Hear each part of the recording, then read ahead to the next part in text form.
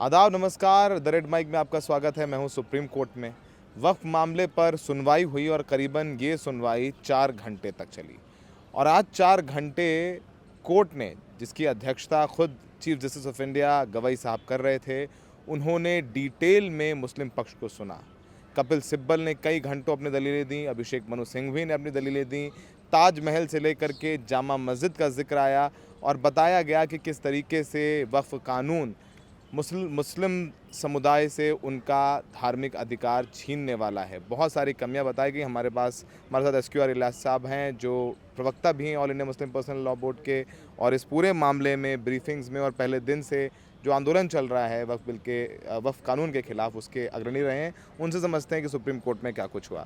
Sir, आज बड़ी लंबी दलीलें और खूब तैयारी करवा करके आप लोगों ने, सिब्बल साहब भी खूब तैयारी करके आए थे, सिंघवी साहब भी खूब तैयारी करके आए थे। किन मूल बातों पर आप लोगों का केस टिका है जो सुप्रीम कोर्ट में आप लोगों ने दिया है दलील, सिब्बल साहब ने कहा है? मेरा ख्याल है कि शायद जब से वफ़ का मामला मैटर चल रहा है, सबसे विस्तार से आज बहस हुई है। कपिल सिब्बल साहब ने ज़्यादा वक्त लिया और कपिल सिब्बल साहब ने बहुत ही बुनियादी बातें उठाई। पहली बात तो उन्होंने ये उठाई कि ये जो कानून लाया गया है, इससे बहुत क्लियर है कि ये कानून इससे पहले के जितने कानून हैं उन सब का वायलेशन है और ये कानून एक ख़ास दिशा दिखा रहा है कि ये मुसलमानों को उनके हक़ से महरूम करने की कोशिश है। उनके उनके राइट्स जो शराइन है कॉन्स्टिट्यूशन में, वो सब को उसको टेक अवे कर रहा है। एक बात उन्होंने ये कही। दूसरी बात उन्होंने कही कि इसमें वक्फ बाय यूज़र के बारे में ये कंडीशन लगाना कि ये वक्फ बाय यूज़र के बारे में उन्होंने कहा कि भाई हमारे सुप्रीम कोर्ट का भी एक फ़ैसला है इसके ऊपर में, वन से वक्फ ऑलवेज ए वक्फ। और ये जो कोई आदमी अपनी ज़ाती प्रॉपर्टी वक्फ करता है, तो अगर वो 200 साल पहले हुई, 300 साल पहले हुई, तो उसे आप सबूत कहाँ से मांगेंगे कि आप डॉक्यूमेंट दीजिए और बाकी सब चीज़ें दीजिए? तो ये तो पॉसिबल ही नहीं है। तो ये कहना कि अब वो रजिस्टर्ड होंगे और जिनके पास सबूत नहीं होगा या कोई डिस्प्यूट खड़ा कर दिया जाएगा, तो वो उसके बाद वो cease to be waqf by user, तो ये बिल्कुल ही आर्बिट्री टाइप का कानून है। ये गलत है।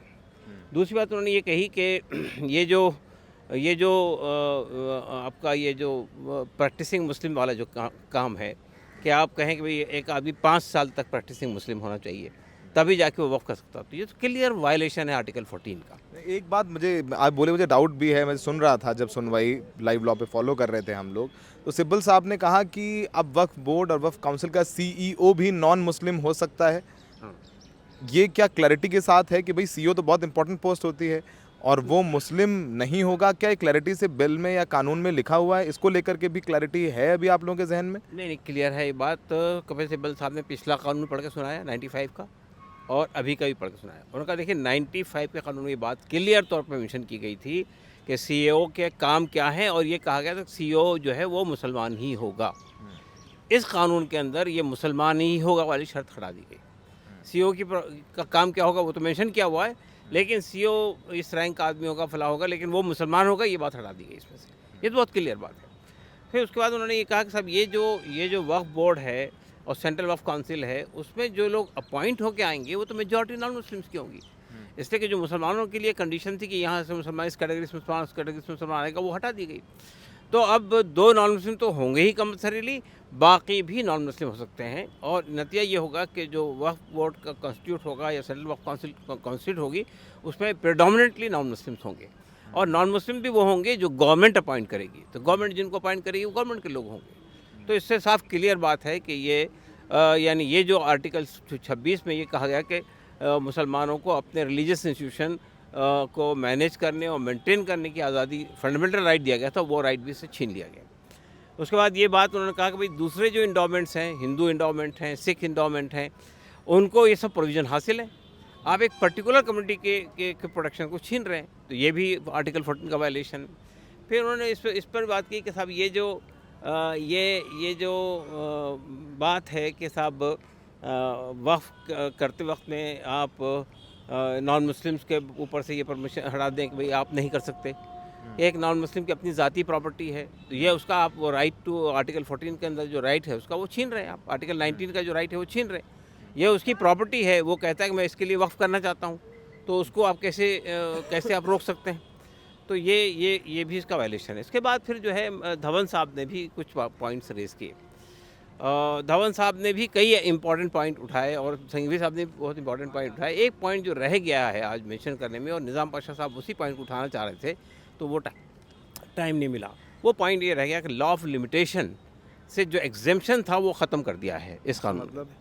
लॉ ऑफ लिमिटेशन ये होता है कि किसी भी प्रॉपर्टी पर किसी ने कब्जा कर लिया और 12 साल तक उसको किसी ने चैलेंज नहीं किया तो वो जिसका कब्जा है उसकी प्रॉपर्टी हो जाएगी। लेकिन ये कानून किसी भी हिंदू इंडोमेंट, सिख इंडोमेंट, मुस्लिम इंडोमेंट पर लागू नहीं होता है, सरकारी ज़मीनों पर लागू नहीं होता है। लेकिन यहाँ पर ये इसमें से वफ़ के कानून में से ये एग्जम्पशन जो हासिल था वो छीन लिया गया। एक आखिरी पॉइंट सर, ये आज चर्चा हुई कि जो वक्फ बोर्ड हैं या वक्फ काउंसिल्स हैं, अगर उनमें डीएम या उसके ऊपर का अधिकारी अपॉइंट करके निर्णय लेगा, ये बात भी हुई कि वो राज्य सरकार के फेवर में लेगा, क्योंकि राज्य सरकार अपॉइंट करेगा। लेकिन उसमें चर्चा आई एएसआई की भी, मॉन्यूमेंट्स की भी, जामा मस्जिद की भी चर्चा हुई, ताजमहल की भी चर्चा हुई। सिब्बल साहब की तरफ से, अगर मैं गलत कह रहा हूँ, मैं समझने और समझाने के लिए पूछ रहा हूँ, ये सिब्बल साहब ने कहा कि अगर जामा मस्जिद को लेकर के सरकार ने उसे एएसआई की प्रॉपर्टी नोटिफाई कर दिया तो उसका रिलीजियस कैरेक्टर ख़त्म हो जाएगा। क्या ये सही बात है? क्या वक्फ बिल में, क्या ताजमहल में भी मस्जिद है, उसका एक रिलीजियस कैरेक्टर है, क्या वो भी ख़त्म हो सकता है नए वक्फ कानून में? ये एक सवाल है। देखिए, ये जो प्रोटेक्टेड मॉन्यूमेंट्स हैं जो आर्कियोलॉजिकल सर्वे ऑफ इंडिया से मेंटेन होते हैं, उस प्रोटेक्टेड मॉन्यूमेंट के कानून में ये बात लिखी हुई है कि उसका रिलीजियस कैरेक्टर नहीं बदला जाएगा और उसकी वक्फ वाली हैसियत बाकी रहेगी। ये एक्ट में से ये कह दिया गया है कि कोई प्रोटेक्टेड मॉन्यूमेंट है तो वो वक्फ नहीं होगा। यानी अगर वक्फ नहीं होगा का मतलब ये होगा कि वक्फ की वजह से उस पर जो रिलीजियस ऑब्जर्वेशंस के लिए जो परमिशन मिली हुई थी वो छीन ली जाएगी। फॉर एग्जांपल जामा मस्जिद है, जामा मस्जिद जो है वो एक प्रोटेक्टेड मॉन्यूमेंट है आर्कियोलॉजिकल सर्वे ऑफ इंडिया से। उसमें आप उसका इंतज़ाम इंसराम में तो आप दखल नहीं दे सकते, लेकिन नमाज आप पढ़ सकते हैं वहाँ पे, नमाज पाबंदी से होती है वहाँ पे। लेकिन अब ये कानून लागू होने के बाद में सरकार ये कह सकती है कि हाँ नमाज दी होगी। जैसे अंबल मस्जिद को सरकार ने अपना बोर्ड लगा दी, सरकार कल को ये उनके अधिकार क्षेत्र में है, अगर वफ़ नया कानून लागू हो जाता है कि यहाँ पर अब नमाज नहीं पढ़ेंगे, ये कई सौ साल पुरानी मस्जिद है, ये हमने संरक्षित कर रखी। हाँ हाँ, बिल्कुल बिल्कुल। तो ये जो है ना, ये इशू भी उठाया हमारे कपिल सिब्बल साहब ने, प्रोटेक्टेड मॉन्यूमेंट वाला इशू। और एक और इशू आपने पूछा था मुझसे, बहरहाल तो ये जो प्रोटेक्टेड मॉन्यूमेंट है इसमें बहुत सारी एंशियंट चीज़ें हैं। दरगाह है, इमाम बाड़े हैं, मस्जिदें हैं, ये सब के सब मॉन्यूमेंट आपके हाथ से निकल जाएंगे अगर ये कानून लागू हो गया। ठीक है, शुक्रिया। तो अंतरिम राहत जारी रहेगी। तो आपने सुना प्रवक्ता all India Muslim personal law board के, बहुत सारी बातें हुई हैं कोर्ट में। आज कपिल सिब्बल साहब ने, अभिषेक मनु सिंघवी, इन सब लोगों ने अपनी दलीलें रखी और अब कल यानी बुधवार को सरकार अपनी दलीलें रखेगी। अब यहाँ पर सबसे बड़ी बात यह है कि सरकार का कहना है कि ये बहुत इंक्लूसिव है, इसमें सबको अधिकार जो अब तक नहीं मिल रहे थे वो अधिकार दिए जाएंगे। अब यहाँ पर इनका कहना है कि ठीक है, चलिए सुधार के नाम पर आप हमारा धार्मिक अधिकार नहीं छीन सकते, नंबर 1। अब कल को ज़मीन है, अब उसको वक्फ करने वाले मर गए 100 साल पुराने पहले, अब उस ज़मीन पर विवाद दाखिल हो जाता है और वो रजिस्टर्ड नहीं है, तो उसमें विवाद दाखिल हो गया, रजिस्टर्ड नहीं है तो प्रॉब्लम हो गई, क्योंकि अब वक्फ करने वाला तो ज़िंदा नहीं है, अब उसका नाम और एड्रेस भी माना गया है। और अगर नाम एड्रेस जिसने वक्फ की है उसकी जानकारी नहीं दे पाया मुतवल्ली जो अभी मैनेज कर रहा है उस प्रॉपर्टी को, तो 6 महीने के लिए जेल जाना पड़ेगा। तो ये बहुत सारी बातें कोर्ट में कही गई हैं।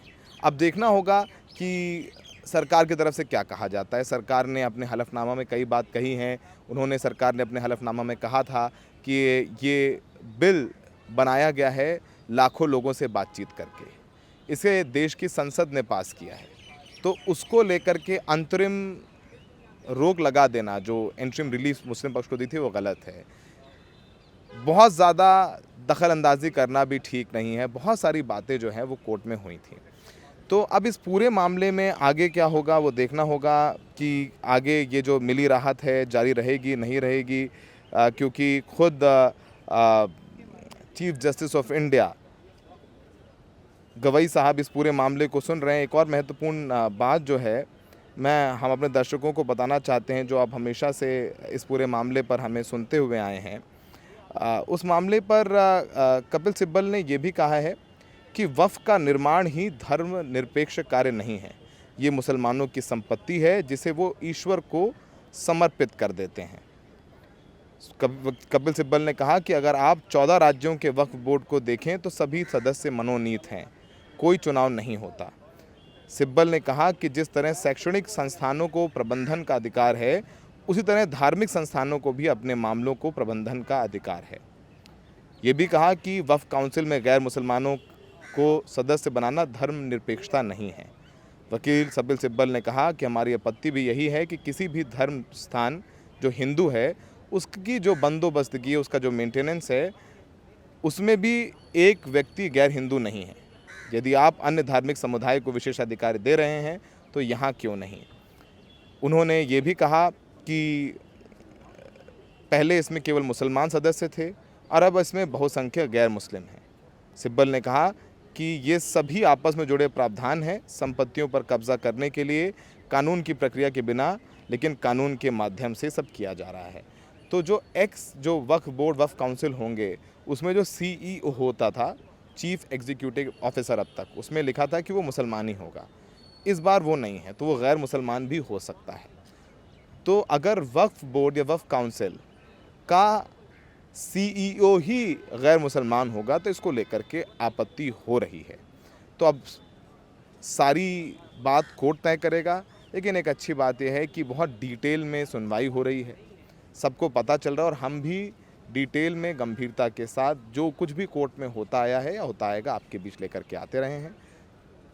कल केंद्र सरकार को सुनेगा कोर्ट और उसके बाद तय करेगा कि जो अंतरिम राहत मिली थी, यानी जो वक्फ बाई यूज़र जो जारी रहेगा, नए वक्फ बोर्ड नहीं बनेंगे, वो अंतरिम राहत जारी रहेगी या नहीं रहेगी, इस पर फैसला हो जाएगा।